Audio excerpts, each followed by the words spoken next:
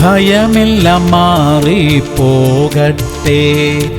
ആശങ്കകൾ മാറിപ്പോകട്ടെ, വിടുതൽ ഉണ്ടാകട്ടെ, എന്നിൽ വിടുതൽ ഉണ്ടാകട്ടെ.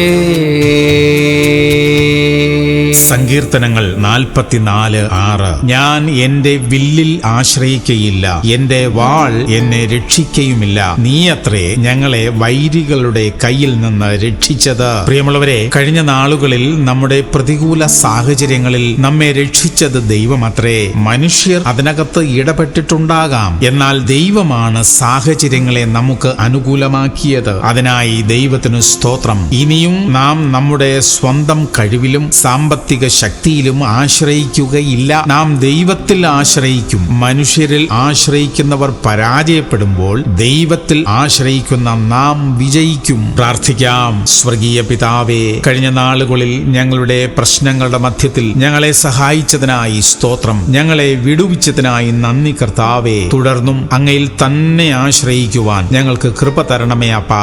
യേശു ക്രിസ്തുവിന്റെ നാമത്തിൽ തന്നെ. ആമേൻ, ആമേൻ, ആമേൻ.